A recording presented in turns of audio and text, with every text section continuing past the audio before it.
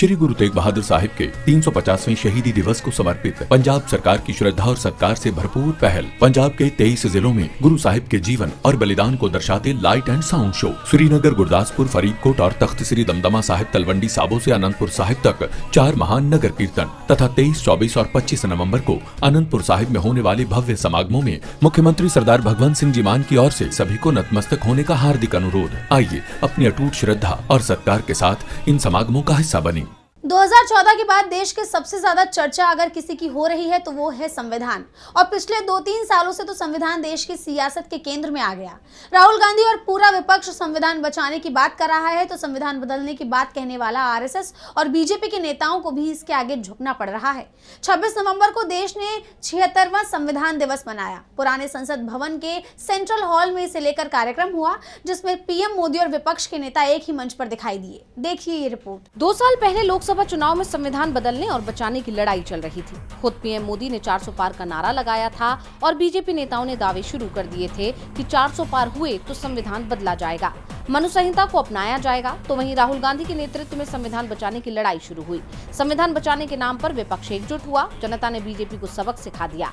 BJP बहुमत हासिल नहीं कर पाई और बैसाखियों के सहारे सरकार बना ली। सबसे बड़ी बात तो ये है कि बीजेपी के जिन नेताओं ने संविधान बदलने की बात कही थी सभी लोकसभा चुनाव हार गए, जिसके बाद अब पीएम मोदी भी संविधान को सिर माथे लगा रहे हैं। संविधान दिवस पर पीएम मोदी ने कहा, ये हमारे संविधान की ताकत है कि जिसने मुझ जैसे व्यक्ति को एक साधारण और आर्थिक रूप से पिछड़े परिवार से आता है 24 साल से ज्यादा समय तक लगातार सरकार का मुखिया बना दिया। तो राहुल गांधी ने संविधान को लेकर एक्स पर पोस्ट किया। उन्होंने लिखा, भारत का संविधान सिर्फ एक किताब नहीं, ये देश के हर नागरिक से किया गया एक पवित्र वादा है।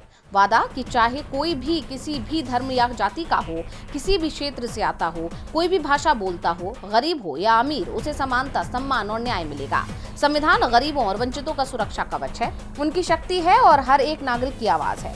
जब तक संविधान सुरक्षित है, हर भारतीय के अधिकार सुरक्षित है। वैसे राहुल गांधी ये बात तो पहले भी कह चुके हैं कि संविधान बचाने की लड़ाई जारी रहेगी।